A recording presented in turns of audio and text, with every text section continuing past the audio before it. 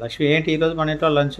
చూసేయండి, వేడి వేడి జొన్న రొట్టెలు చూడండి. టట్టటాయ్ జొన్న రొట్టెలు, అలాగే మెంతం కూర పప్పు, అలాగే కాకరకాయ వేపుడు, అలాగే రసము, వేడి వేడి రసము, వేడి వేడి ఇప్పుడే వండిన అన్నం.